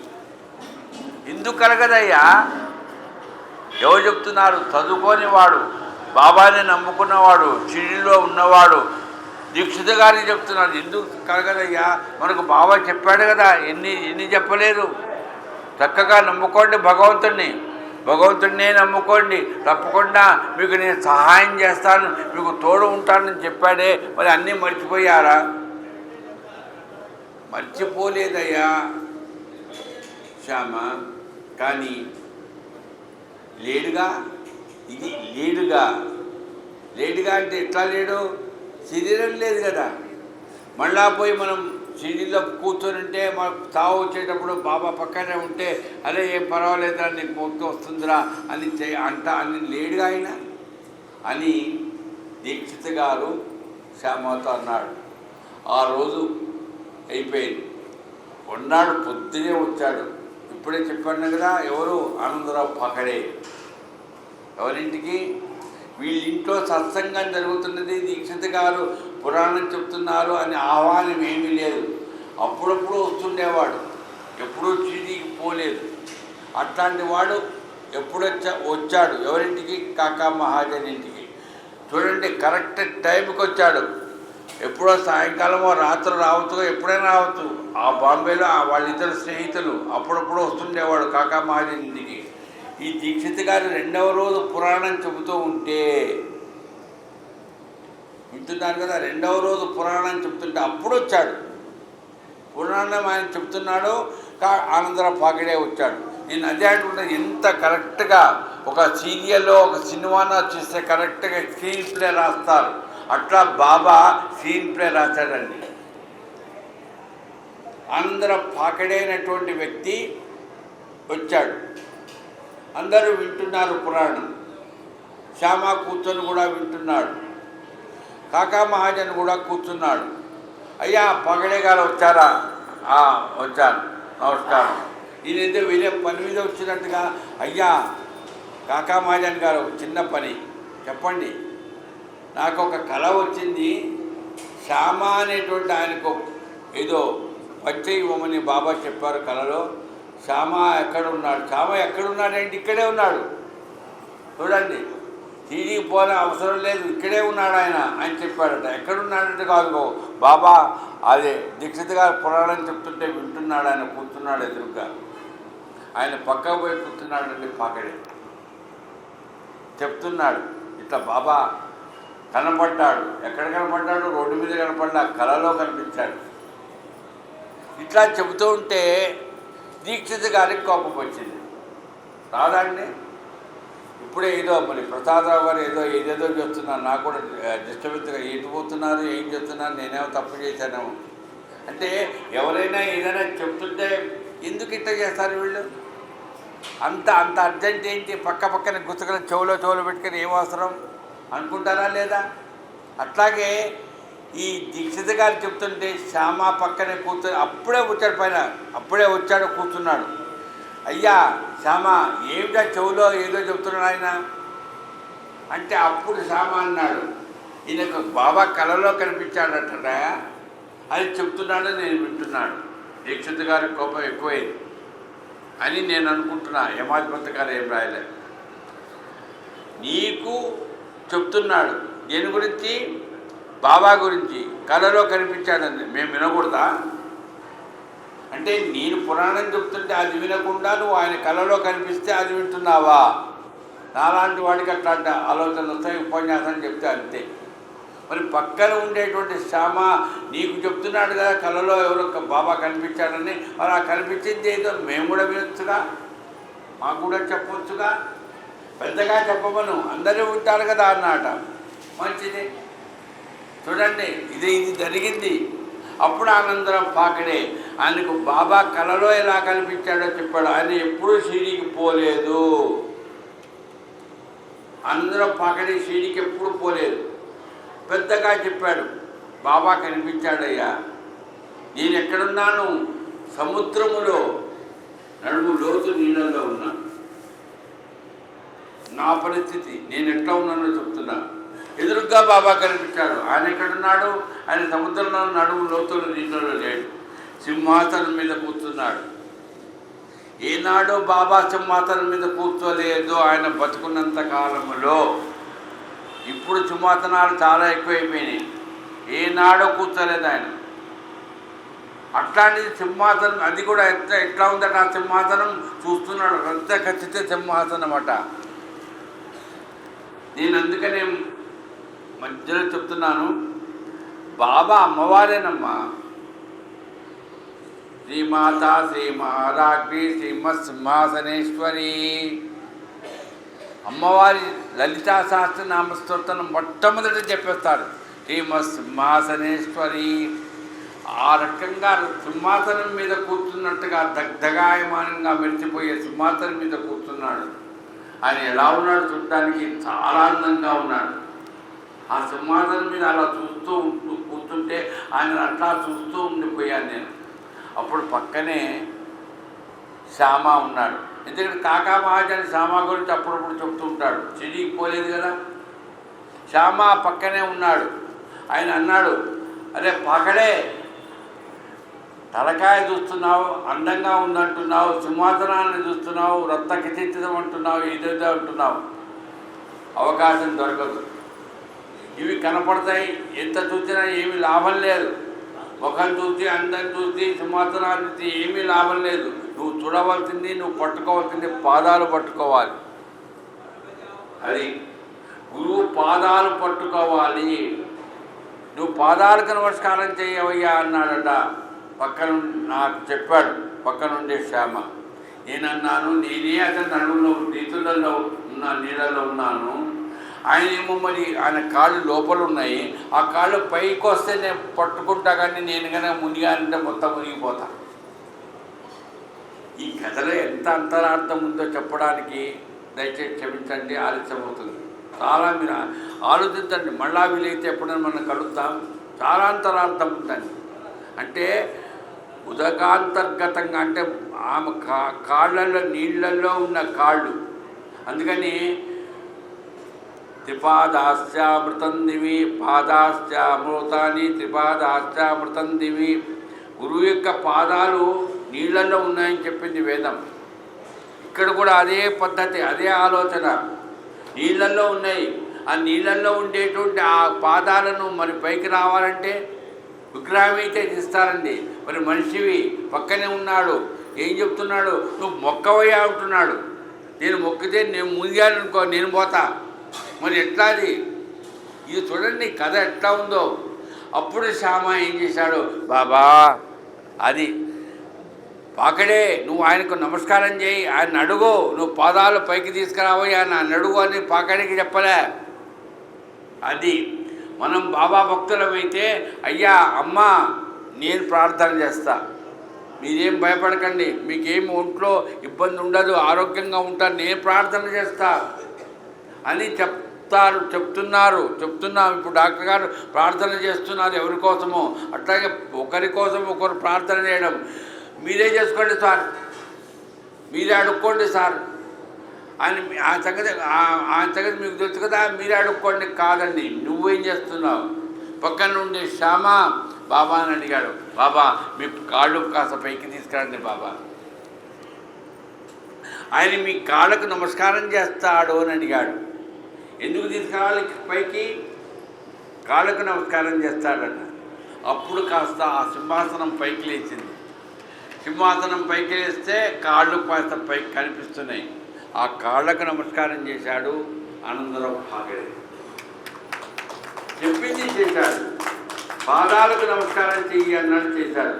చేయంగానే నాకు బాబా చెప్పాడు, ఈ సమస్యలన్నీ తీరిపోతాయి, బాగుంటాను. ఇదిగో ఈ పక్క నుండి శ్యామకు అంచు ఉండే పంచ ఒకటి బహుకరించు. అందుకని నేను గత వివరంగా చెప్తున్నాను, ఏమనుకోవద్దు. చాలామందికి మీకు తెలుసు. ఎవరికైనా ఏదైనా పంచ బహుకరించేటప్పుడు అంచు లేని పంచ ఇవ్వకూడదు. అంచు లేని పంచ ఇచ్చేది ఒకే సమయంలో ఇస్తారు. మీకు తెలుసు ఎప్పుడు ఇవ్వాలి. శుభకార్యాలలో ఇవ్వకూడదు. అంచు ఉండే పంచ ఇవ్వాలి. బాబా చెప్తున్నాడు, అంచు ఉండే పంచ ఇవ్వు. ఎవరికి? అందరూ పాకడే, నీకు మంచి జరుగుతుంది. ఆయనకి ఎందుకు ఇవ్వాలి? సరే ఇవ్వాలి అన్నాడు బాబా. అయిపోయింది. ఆ కళ చెదిరిపోయింది. తెల్లవారింది. కాకా మహాజన్ ఇంటికి వచ్చాడు. అయ్యా షిరిడీ పోదామయ్యా, శ్యామకు పంచ నేను కొనుక్కున్నాను, తీసుకొచ్చాను, ఇద్దాం అని పాకడే కాకా మహాజన్ ఇంటికి వచ్చాడు. చూడండి ఎంత కనెక్టివిటీ చూడండి. ఆ కళ అప్పుడే రావాలా? ఆ పంచ అప్పుడే కొనాలా? ఆ పంచ శ్యామకు తీసుకొని రావాలా? శ్యామ ఇక్కడే ఉండాలా? ఏందండి ఇదంతా? మీరు కల్పితం చేసి చెప్తున్నారా? కథ కాదు, జరిగిన కథ ఇది.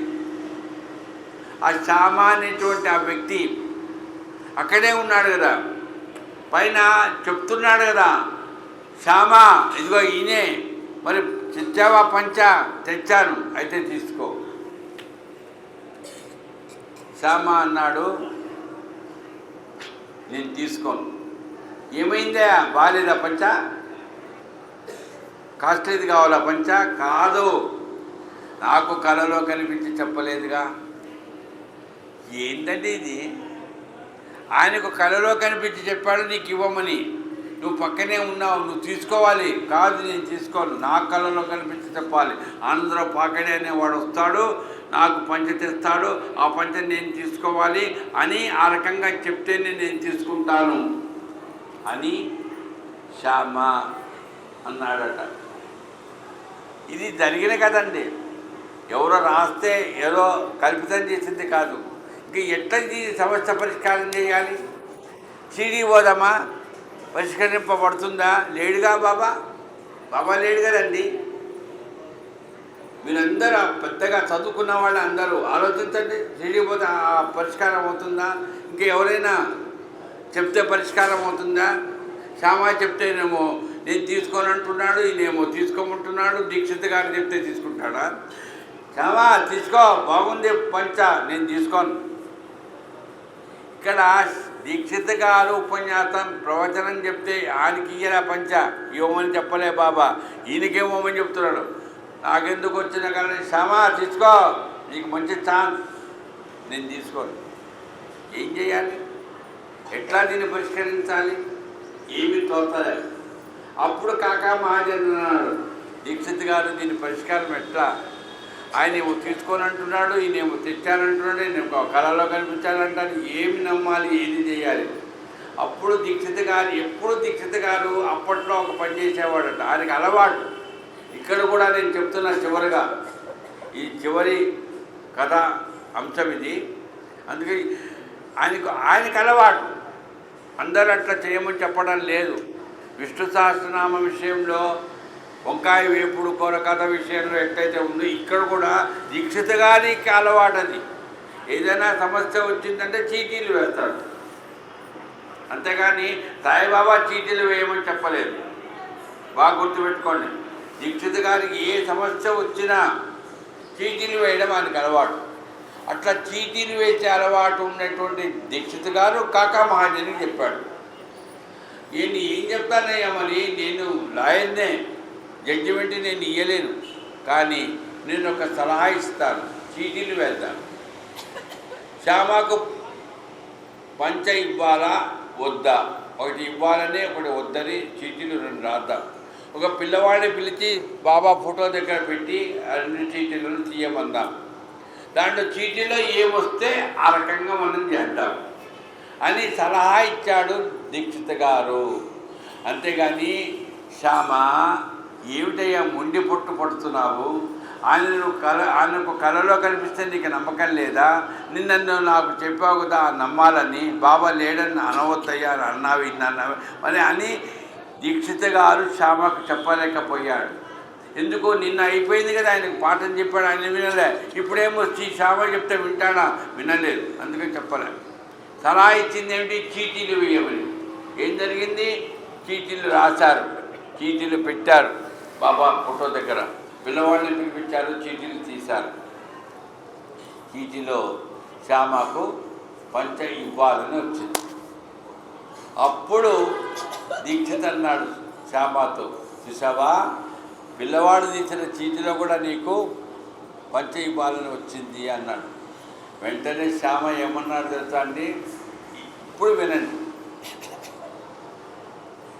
దీక్షిత్ గారు, నిన్నని మీకు ఎన్నిసార్లు చెప్పాను బాబా లేడని అనవద్దయ్యా, ఉన్నాడని చెప్పాను మీరు నమ్మలే. మీరు ఇప్పుడు పిల్లవాడు తీసిన చీటీల మీద ఉన్నంత నమ్మకం మీకు బాబా మీద లేదా? పిల్లవాడు తీసిన చీటీ మీద మీకు ఉన్నంత నమ్మకం బాబా మీద లేనట్టేగా.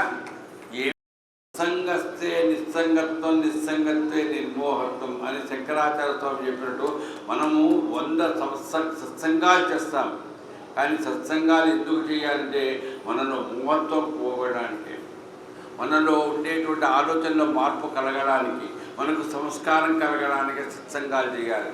అంతేగాని 10 మంది కూర్చొని అది ఒక చిట్వంటి కంపెనీలో లేకపోతే రాజకీయ పార్టీల నాయకుల పార్టీలాగా ఉండకూడదు. సత్సంగం జరుగుతున్నదంటే అక్కడ అబ్బా ఎంత గొప్ప ఆనందంగా ఉందండి. నిజంగా మాకు జన్మలకు గుర్తొచ్చేటట్టుగా కొన్ని విషయాలు విన్నామండి. కొంతమంది కోపం రావు వెనక కూర్చున్నాడు, ఈరోజు సత్సంగం బాగా జరిగింది సార్ అంటాడు. ఎందుకంటే ఆ రోజు సత్సంగంలో ఆయనకు నచ్చిన ప్రసాదం ఉంది. ఏంటండి ఇది? ఇదా సత్సంగం? కొంతమంది భలే సత్సంగం జరిగింది సార్, ఏమైందా నాకు నచ్చనోడు ఈరోజు రాలేదు సార్ ఈ సత్సంగానికి, ఈరోజు బాగుంది సార్. ఏముందండి నచ్చడము నచ్చకపోవడం ఏంటండి? సత్సంగం నువ్వు ఒక గురువుగారిని నమ్ముకొని 10 మంది ఏ గురువుగారిని నమ్ముకున్నారో ఆ గురువుగారిని నమ్ముకున్న 10 మంది ఒక చోటికి చేరారు. మరి పూర్తిగా మనం అంతా ఎవరిని నమ్ముకున్నాం? లక్ష్మీనగర్లో జరిగింది, మళ్ళా షిరిడీలో జరిగింది. నా వ్యక్తిగతంగా ఎవ్వరు ఎట్లాంటి వాళ్ళైనా ఇది బాబా అనుగ్రహమే. మనమంతా కూర్చున్నాం, ఇక్కడ కూర్చున్నామమ్మా, అగో ఆ తల్లి కూర్చుంది, చాలా మంది కూర్చున్నారు.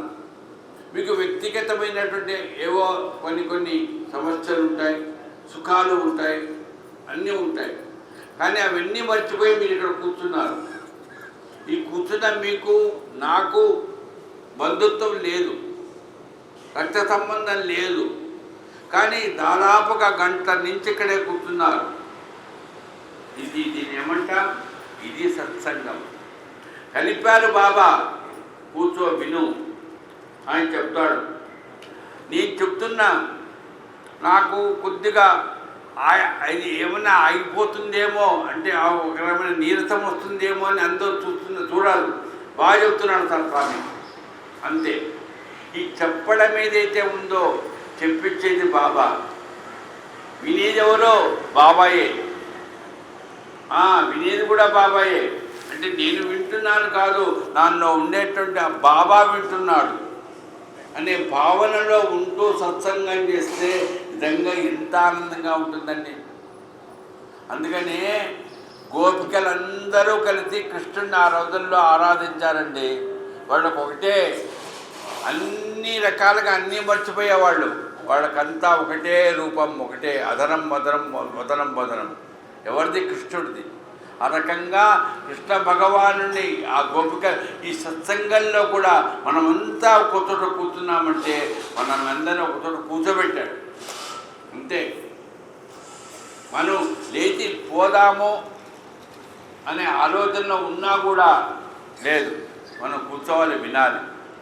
ఎందుకు వినాలి, ఏం వినాలి? మళ్ళీ అక్కడ కూడా కొంతమంది వింటారు, మనకి ఇష్టమైనవి వింటారు, ఇష్టం కానీ మేము వినమంటారు. కాదండి, నీకు ఇష్టం ఉన్నా ఇష్టం లేకున్నా నీకు బాబా ఇచ్చిన అనుగ్రహం కొద్ది కూర్చొని వినంతే. ఇష్టము లేదు, ఇష్టం ఉన్నది కాదు, నీ ఇష్టం ఏంటండి? మనము వినాలి అనేటువంటి దాన్ని మనకు ప్రాప్తం చేసింది బాబా అనే భావనతో మనం వినాలి.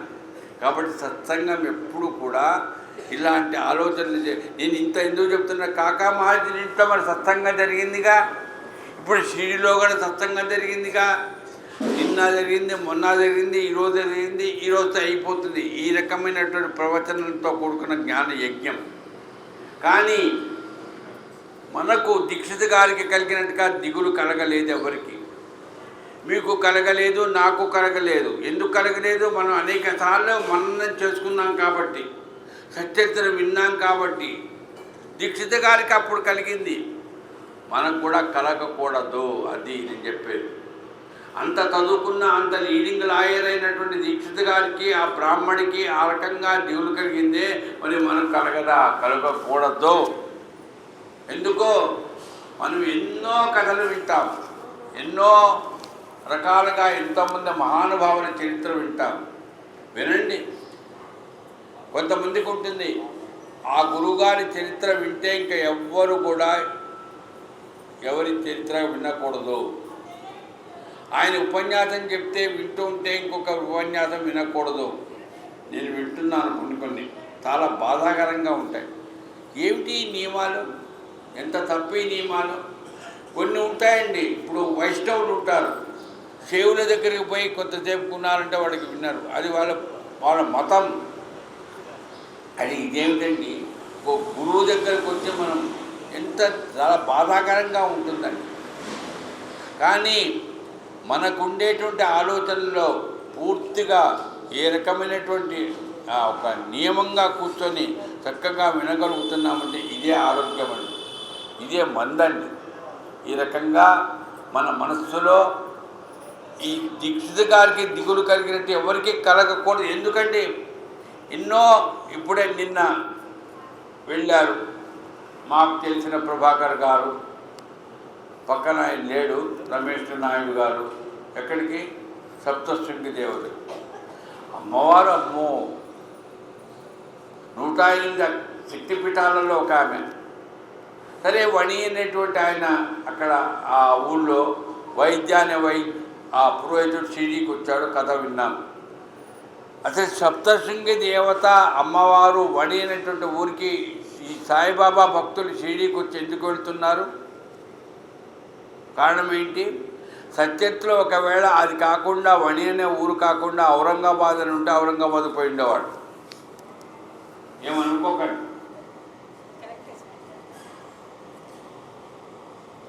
ఇంకొకటి మీరు వింటున్నారో లేదో, చాలామంది ఇక్కడికి దగ్గరే ఉండే ఉపాసనే బాబా దగ్గరికి పోతున్నారు. సాకూరి ఎందుకు?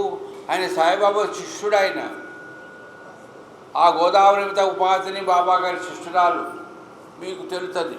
దానికి సింగణాపూర్ పోతారు కొంతమంది, ఇక్కడికి దగ్గరలోనే ఉంది. సరే టూరిజము ఏదో వెహికల్ వెళ్ళొస్తున్నారు.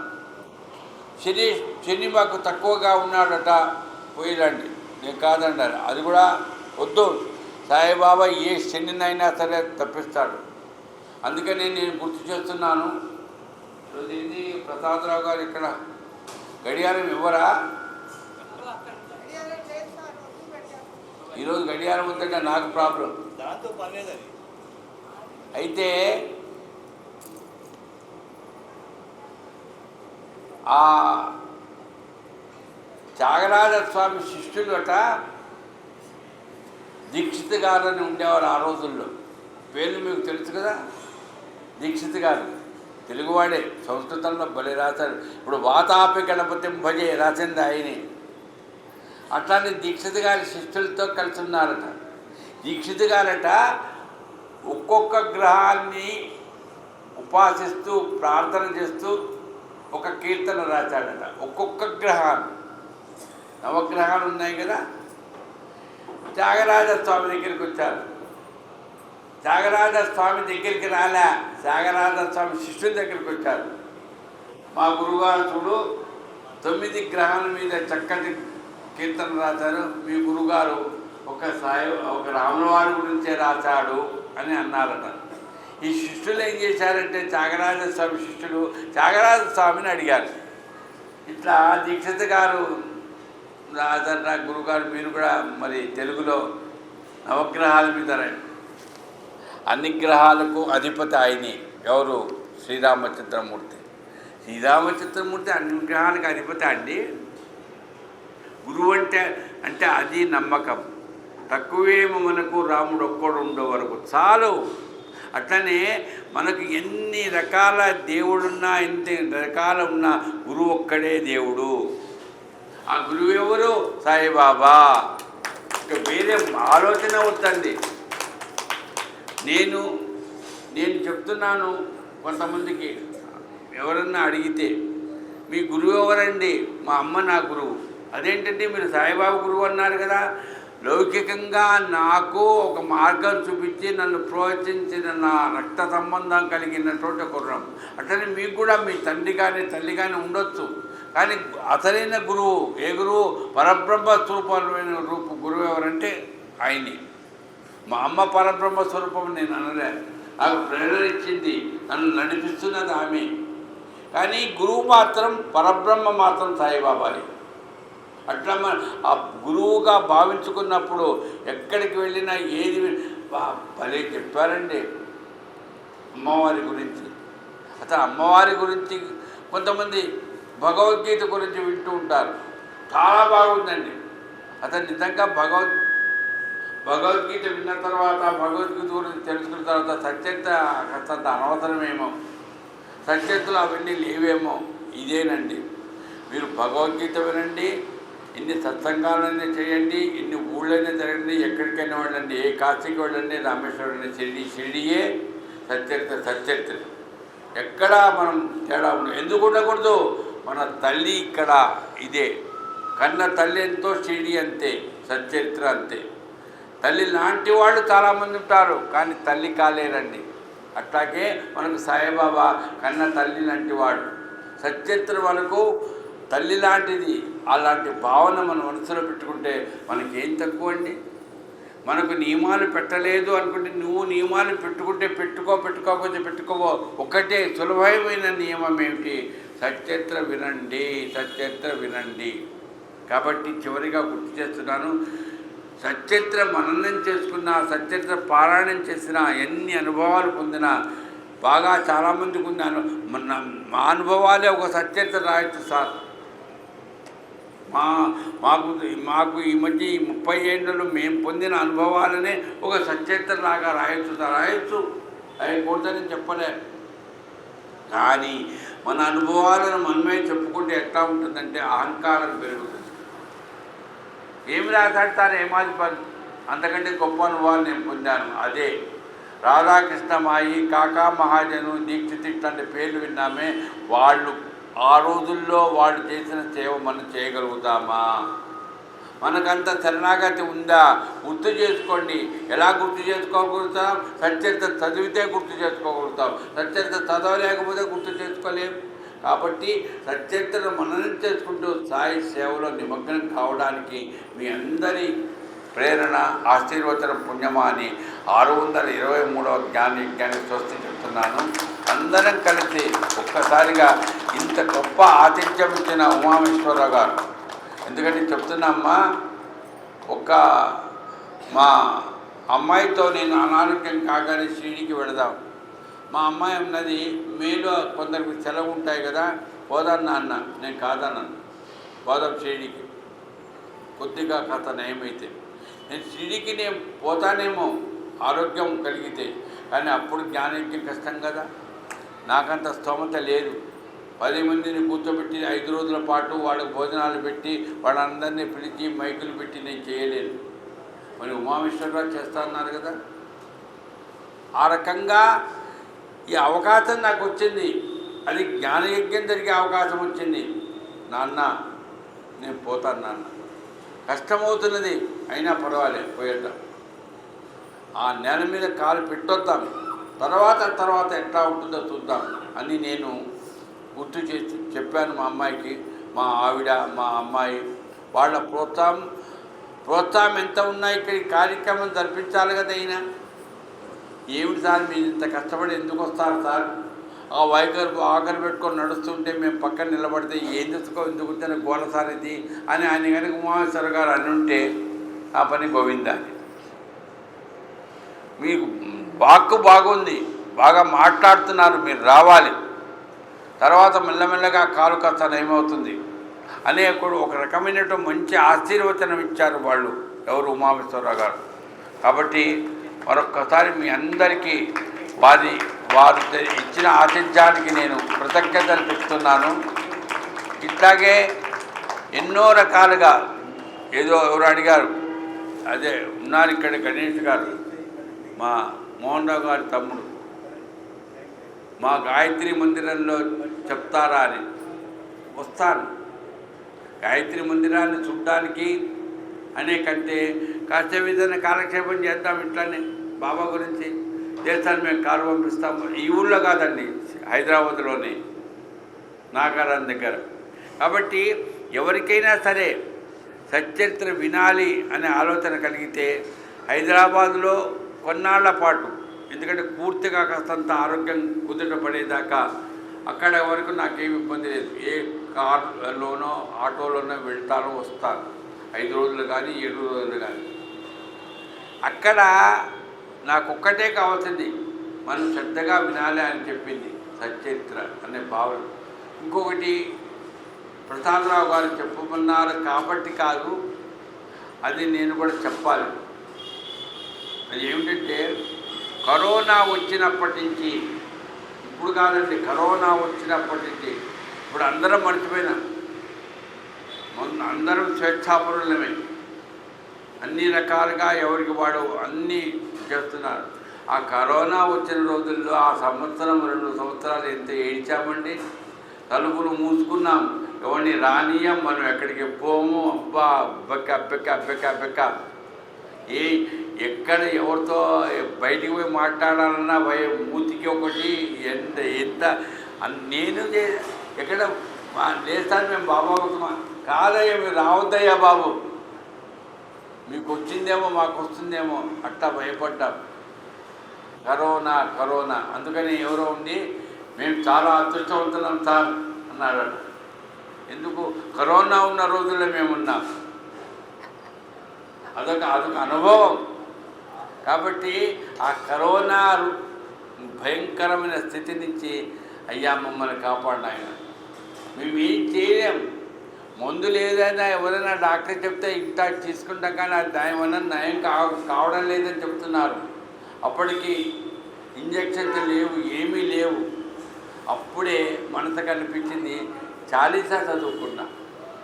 మొదట మీరు విన్నారు కదా, హనుమాన్ చాలీసా లాగా ఉంటుందండి. అది కూడా అపౌరుషేయం. ఇప్పుడు సత్యంత్రైతే అపౌరుషేయమో హేమాధిపంత నిమిత్త మాత్రుడిగా సాయిబాబా అది ఈశ్వరుడు రాయించాడో అట్లాగే చాలీసా కూడా అపౌరుషేయం అండి. జయ సాయినాథ పరాత్పర రూప, జయ శ్రీ శాంతిమయ రూప. మా అమ్మాయికి ఏదో అనారోగ్యం అపెండిసైటిస్ అంటే గాంధీ హాస్పిటల్లో అడ్మిట్ చేశారు. అప్పుడే మేము కొత్త ఇల్లు కట్టుకుంటున్నాం ఉప్పల్ డిపో ఎదురుగా. దానికి స్లాబ్ వేస్తున్నాం, నీళ్లు పట్టాలి కదా, వాచ్మెన్ లేడు, నీళ్లు పట్టడానికి పోతున్నా. ఆఫీసుకు పోవాలి, మా అమ్మాయిని చూడాలి, హాస్పిటల్ గాంధీ హాస్పిటల్, ఇది నా పని. నీళ్లు పడుతున్నప్పుడు నాకు మొట్టమొదటి వచ్చినటువంటిది ఈ చాలీసా. నీళ్లు పడుతూ ఉంటే జయ సాయినాథ పరాత్పర రూప, జయ శ్రీ చిన్మయ రూప. 4 రోజుల నుంచి మా అమ్మాయి గాంధీ హాస్పిటల్లో డాక్టర్ విజయమోహన్ గారు అని మా నిజంగా చెప్పాలంటే రుణాల బంధమే. మమ్మల్ని ఎంత చూసేవాడో. వీరు ఆపరేషన్ చేయవద్దని పట్టుబట్టాడు. చివరికి ఎంఆర్ఓ ఆరంభం ఉంటాడు కదా, ఆయన చెప్తే ఆయనకు టాబ్లెట్ చెప్పాడు. ఆ నొప్పి తగ్గిపోయింది. అక్కడ నీళ్లు పట్టడం అయిపోయింది. 4 రోజులు ఈ చాలీసా పూర్తిగా అయిపోయింది. అది చాలీసా. దయచేసి మీరు ఎవరైనా పుస్తకాలు ఇప్పుడు నాకు అవైలబుల్ లేవు, తీసుకొని రాలేదు. హైదరాబాద్లోనే ఎక్కువ మంది ఉన్నారట. ఒకవేళ హైదరాబాద్లో బంధువులు ఉంటే వాళ్ళకి ఫోన్ చేసి చెప్పండి, మా ఇంటికి వచ్చి తీసుకోవచ్చు. చాలా ఉన్నాయి పుస్తకాలు. ఎవరో మోహన్ రావు గారు పుణ్యాన చాలా ప్రింట్ చేశారు. హనుమాన్ చాలీసా, సాయి చాలీసా 2 కూడా ప్రింట్ చేసిన పుస్తకాలు ఉన్నాయి. ఇది హనుమాన్ చాలీసా ఎలాగైతే ఉందో, జయ హనుమాన్ జ్ఞానగుణ సాగర్ అలాగా జయ అని చెప్పుకుంటూ మనం గుర్తు చేసుకునేటువంటి సాయి చాలీసా హనుమాన్. ఈ సాయి చాలీసా యూట్యూబ్లో ఉంది. నేను మీకు మొన్ననే చెప్పాను. JAYAHI అని మీరు యూట్యూబ్ కొడితే ఛానల్ వస్తుంది. దానిలో మీకు సాయి చాలీసా అనేటటువంటి దాన్ని మీరు మ్యూజిక్తో సహా వినవచ్చు. అది కాక పుస్తకం కావాలంటే కూడా అక్కర్లేదు, దాంట్లో లిరిక్స్ కూడా ఉన్నాయి. నేను ఎందుకు చెప్తున్నా, అప్పుడు కరోనా ఉన్నప్పుడు స్టార్ట్ చేశాం. చాలామందికి, ఈ తల్లికి, నాకు చాలామందికి, మా అల్లుడు గారికి వచ్చింది కరోనా, మా మనవరాలకు వచ్చింది కరోనా. అక్కడి నుంచి పాజిటివ్ నుంచి నెగిటివ్కి తీసుకొచ్చినటువంటి ఘనత ఒక చాలీసాకే కలిగిందని మా నమ్మకం. అదే రకంగా ఆ రోజుల్లో ప్రారంభం చేశాం. చాలామంది ఆ రోజుల్లో చాలామంది చదివేవాళ్ళు, నాకు పంపించేవాళ్ళు. ఒక గ్రూప్ ఉంది, జయసాయి అనేటువంటి గ్రూప్. ఇది ఏ గ్రూప్? అది వాట్సాప్ గ్రూపు. మీకు అందరికీ సెల్ ఫోన్స్ ఉన్నాయి, అందరికీ దాదాపుగా పెద్ద ఫోన్లే ఉన్నాయి, చిన్న ఫోన్లు లేవు. చిన్న ఫోన్ వాళ్ళకి లాభం లేదు. పెద్ద ఫోన్లలో వాళ్ళు ఆ వాట్సాప్లో జయసాయి అనే గ్రూప్ ఉంది. ఆ గ్రూపులో అది మీకు రాదు, నాకు చెప్తే మీ ఫోన్ నెంబర్ ఇస్తే దాంట్లో జాయిన్ చేస్తాను. దాంట్లో చాలీసా ఈరోజు 2 సార్లు చదివానండి, పంపించండి, దాంట్లో యాడ్ చేస్తాను. ఏం సార్ 2 సార్లు? కొంతమంది 40 సార్లు 50 ఆ రోజుల్లో అయితే 120 సార్లు చదివేవాళ్ళు. ఎందుకు కరోనా ఎక్కడికి పోలేదు, ఎవరు రారు, ఏమీ లేదు, పని లేదు, చేసేవాళ్ళు ఎప్పుడు ఆ రోజుల్లో. ఇప్పటికి అది 9 లక్షలు అయిపోయినాయమ్మా. 10 లక్షలు దాటిపోయింది, 11 లక్షలు రాబోతున్నాయి, 11 లక్షలు అవుతున్నాయి, చేస్తున్నారు. నేను అన్నాను కరోనా పోయిందిగా ఇక మానేద్దామమ్మా అన్నాను. మా ఈ చాలీసా ఎందుకంటే మానేయడం, నేను 2 సార్లు 10 సార్లు చదువుతాను, 5 సార్లు నేను పెడతాను. ఇప్పుడు ఉమామేశ్వర గారి భార్య హేమ గారు రోజు 5 సార్లు చదువుతుంది, పంపిస్తుంది రోజు. అట్లనే మా ప్రసాదరావు గారు, చాలామంది ఇగో ఈయన అప్పుడప్పుడు ఇట్లా ఆ గ్రూపులో మీరు వస్తే కనుక అయ్యా మీరు అడగొచ్చు, ఒకరి కోసం అందరూ, అందరి కోసం ఒకరండి. నేను చదివానంటే మీకు మీ అందరి కోసం, మీరు చదివారంటే నా కోసం. కాబట్టి చాలీసా, ఏ చాలీసా? సాయి చాలీసా. ఆ చాలీసాని మీరు వాట్సాప్ గ్రూపులో కనుక జాయిన్ అయితే పెరుగుతుంది. నంబర్ పెరగడం కోసం కాదు, మన మనసులో ఉండేటువంటి ఆలోచనలో భక్తిని పెంచుకోవడం కోసం మాత్రమే మీరు దాన్ని చేయండి. అట్లాగే యూట్యూబ్ ఛానల్ ఉంది. ఇప్పుడు యూట్యూబ్ ఇప్పుడు రికార్డ్ చేస్తున్నారు, దీన్ని మనం చూడొచ్చు, పాతవి కూడా చూడొచ్చు, లక్ష్మీనగర్లో జరిగింది చూడొచ్చు. సబ్స్క్రైబ్ చేయండి. మీరు నేను చెప్పాను కదా, ఇప్పుడు రాసుకోండి, ఇది జై సాయి అనే గ్రూపు, దాంట్లో మీరు సబ్స్క్రైబ్ చేయండి. ఇది ఇప్పుడు ఏదో కంప్యూటర్ ప్రాబ్లం ఇదిగా ఉంది కాబట్టి వీళ్ళు ఇంటికి పోయిన తర్వాత దాన్ని లోడ్ చేస్తారట. 1-2 రోజుల్లో వచ్చేస్తుంది యూట్యూబ్లోకి. మీరు హాయిగా ఎక్కడన్నా కూర్చొని, ఎక్కడైనా కాదు, ఏది మీ స్నేహితులకు చెప్పండి, వాళ్ళని కూడా జాయిన్ చేయించండి దేంట్లో, జై సాయి యూట్యూబ్ ఛానల్లో. వాట్సాప్ గ్రూపులు అంటే చాలీసా చదవాలి, చాలీసా చదవాలని నేను చెప్పడంలే, చదవకున్నా కూడా ఆ గ్రూపులో చేరొచ్చు. శ్రీరామనవమి ఉత్సవాలైనా ఏదైనా, ఈ ప్రోగ్రాం ఏదైనా మీకు ఇమీడియట్గా ఇన్ఫర్మేషన్ వస్తుంది జై సాయి ఆ వాట్సాప్ గ్రూపులో. జై సాయి ఛానల్లో రాదంత తొందరగా. కాబట్టి మీరు ఆ రకంగా ఇవి గుర్తుపెట్టుకోండి, మీ స్నేహితులకు చెప్పండి. ఎందుకంటే దాదాపుగా మీ పిల్లలకి చెప్పినా వాళ్ళు అది మీకు చేసిస్తారు. మీకు రాదు, నాకు కూడా కొన్ని రావండి, మా మనవరాళ్ళని అడుగుతాను ఇట్లా చేసి పెట్టండమ్మా అని. మీరు కూడా చేయండి, దాంట్లో జాయిన్ కాండి. మనము 10 మంది కలవడానికి టెక్నాలజీ ఉపయోగించుకోవడం. నేను అంతేగాని నేను టెక్నాలజీకి బాగా చెప్పాలంటే బానిసలను కాకండి. మొబైల్ ఫోన్నే దగ్గర పెట్టుకొని ఎవరు అంటారు, నేను అడిగాను, సార్ షిరిడీకి రండి సార్, అక్కడ జ్ఞానయజ్ఞం జరుగుతుంది, కూర్చొని విందామంటే, ఎందుకు సార్ మీరు వీడియోలో పెడతారు కదా, తర్వాత మేము వింటానండి. ఈ ఆనందం పొందగలుగుతామమ్మా, ఈ అమృతాన్ని మనం తినగలుగుతామమ్మా. కాబట్టి దయచేసి చెప్తున్నాను, బానిసలు కాకండి టెక్నాలజీకి. మనకు అవకాశం లేకపోతే దాన్ని ఉపయోగించుకోవచ్చు. కాబట్టి ఈ రకంగా ఈ టెక్నాలజీ విషయంలో మీకు నేను చెప్తున్నాను, ఆలస్యం అయిపోతున్నది. మీ అందరికీ మరొక్కసారి పాదాభివందనం చేస్తూ, ఆతిథ్యం ఇచ్చినటువంటి ఆయనకు, వాళ్ళ దంపతులకు, వాళ్ళ ట్రస్టుకు నమస్కారం చెప్తూ, పాదాభివందనం చేస్తూ, స్వస్థ ప్రజాభ్య పరిపాలయంతాం న్యాయేన మార్గేణ మహిన్మహిషాః గోబ్రాహ్మణేభ్య శుభమస్తు నిత్యం లోకా సమస్తా సుఖినో భవంతు. కరచరణ కృతం వా కాయజం కర్మజం వా శ్రవణ నిజం వా మనసం వా అపరాధం విహితం అహితం వా సమవేత క్షమస్వ. జయ జయ కరుణాబ్దే ప్రభో శ్రీ సాయినాథ శ్రీ సచ్చిదానంద సద్గురు సాయినాథ్ మహారాజ్ की जय.